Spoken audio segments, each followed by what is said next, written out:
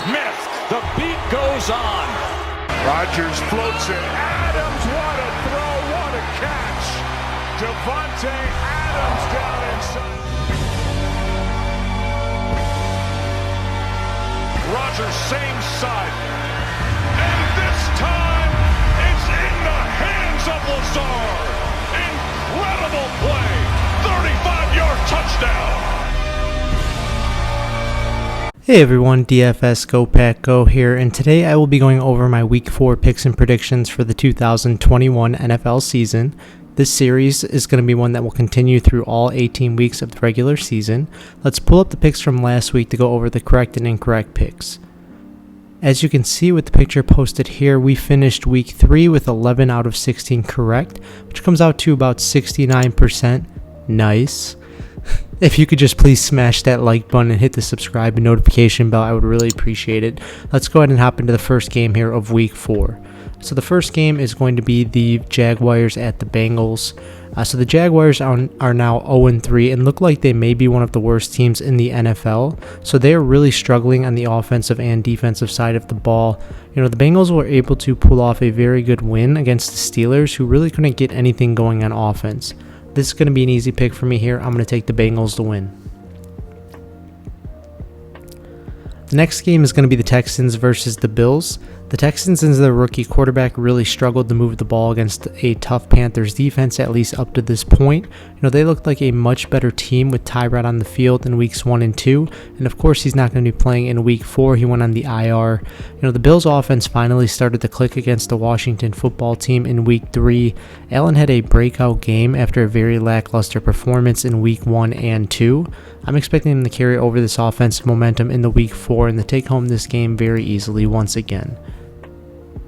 Let's move to the next game, which is going to be the Colts versus the Dolphins. So both teams have been really struggling through the first 3 weeks of the season. They both really have also had a pretty hard schedule to start off the year, so it's kind of hard to predict what it's going to be like throughout the rest of the remaining games.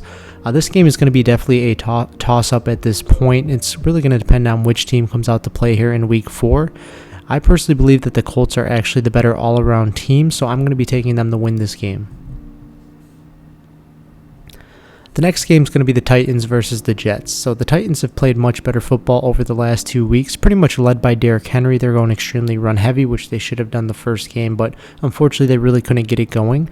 They're now going against a Jets team that has looked like they will be competing with the Jaguars for last place and probably the first pick once again in the draft, one of the top 3 at least. They've been unable to protect Wilson, and you know, their defense really hasn't been doing anything either to put their team in a good game script. They're pretty much being forced to throw, which really gets more pressure against them every single play. I'm taking the Titans and Henry to blow out the Jets here in week 4. Henry's probably going to go for about 150 yards easily. The next game here is going to be the Ravens taking on the Broncos. The Ravens were able to pull off a victory on a record-setting 66-yard field goal to win the game. I don't know if you guys watched that game, but I did. I actually didn't think it was going to make it. Hit the pole, bounced in. Just incredible way to end a game. The Broncos, come into this game being 3-0, pretty much led by their rushing attack and defense. Can't discount, though, Teddy. He's looked very good throughout the start of this season. This is going to be one of those games that I think can probably go either way, but what I'm going to do is take the home team with pretty much a huge defensive advantage at this point of what we've seen throughout the season, which is going to be the Broncos to win this game. The next game on the slate here is going to be the Raiders versus the Chargers. The Raiders are now 3-0 and may actually be the most surprising team up to this point. I doubt anybody really had them starting off the year 3-0. They've been able to beat 3 solid teams as well. They're going to have a tough matchup though this week against the Chargers. The Chargers were able to beat the Chiefs, and we finally saw their offense come together, led by the connection of Herbert and Mike Williams, who looks like a stud this year. This is going to be a very close game, so what I'm going to be doing is taking the Chargers to win at home. Let's transition here into the Chiefs versus the Eagles. So this is going to be a must-win game for the Chiefs after starting off 1-2 to their season. I think they're definitely going to bounce back this year. I think they're going to put up a lot of points against an Eagles team that just got destroyed by the Cowboys on both sides of the ball.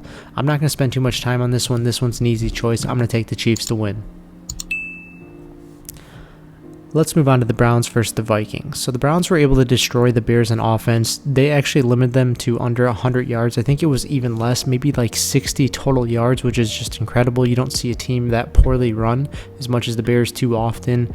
They were also able to have an effective run game, and Odell actually looked pretty solid for the first game. I mean, is he going to play next week with his injury concerns? He's hit or miss every single week. Really don't know until it gets closer. They're going to be taking on a team in the Vikings that have played extremely well all 3 weeks of the season at this point. They've pretty much an established run game with or without Cook, as we actually saw this last week here. They also have the weapons that they need on the outside and the pass rush that can actually bother a quarterback and force them to make mistakes. I think that the Browns have the advantage this week, as I don't really believe that the Vikings are going to have the defensive line that could actually stop the run game. I think it's once again going to be a close game, but I do think that the Browns are going to win this one.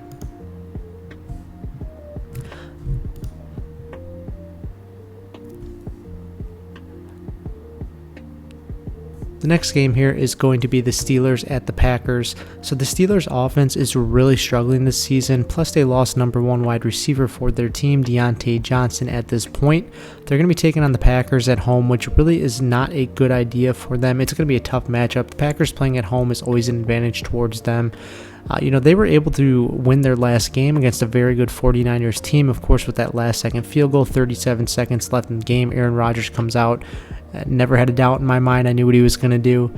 Just getting a little bit of doubt, but at the same time, he's Aaron Rodgers. He makes things happen, and that's exactly what he did to win that game.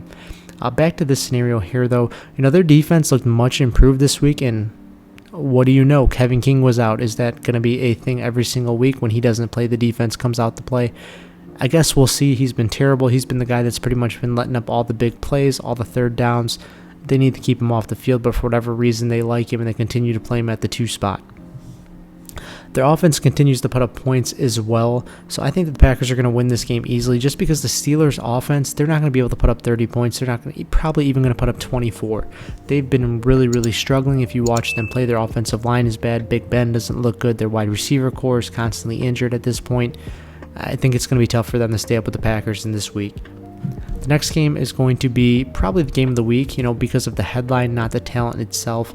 This is going to be the first time Brady plays the Patriots. It's going to be a very emotional game, but I'm expecting a huge performance out of him. I think the Buccaneers are going to bring some pass rush that's going to force the rookie into making mistakes.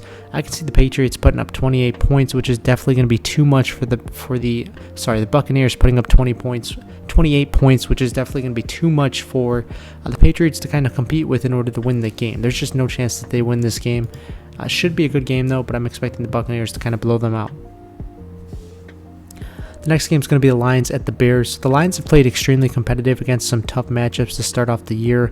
They definitely should have beat the Ravens if it wasn't for that record-setting kick.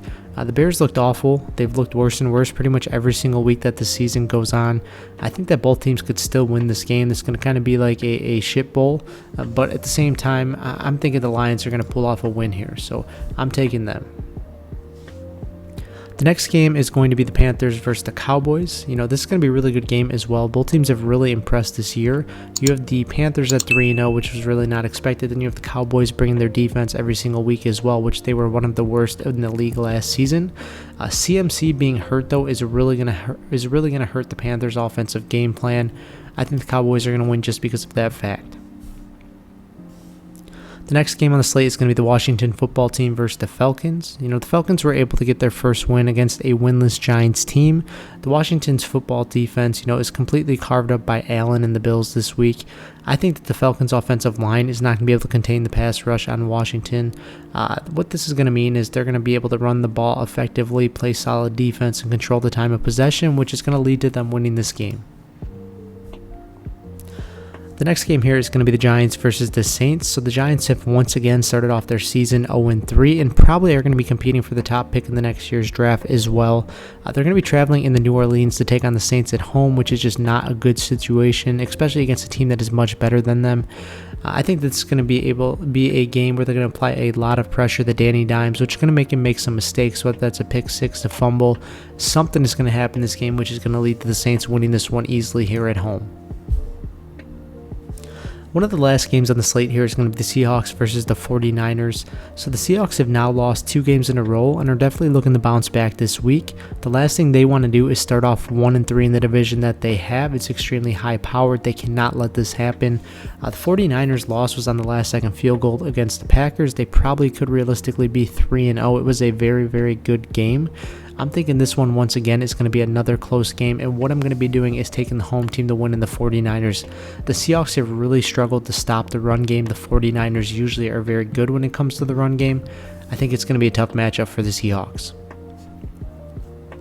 The last game on the slate is going to be the Cardinals versus the Rams. So the Cardinals really struggled early against the Jaguars, but were able to come back and win this game easily.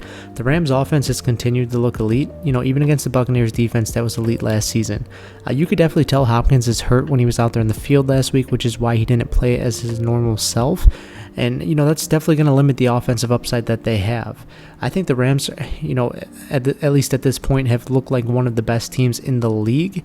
I'm going to be taking them to win this game here. Please drop a like and hit the subscribe if you enjoyed this video and would like to see similar videos in the future. I'll be uploading these videos every single week, and we'll keep a full season record of the picks to determine what percentage of the picks were correct. Thank you all for watching. I appreciate it so much and hope to see you all next video.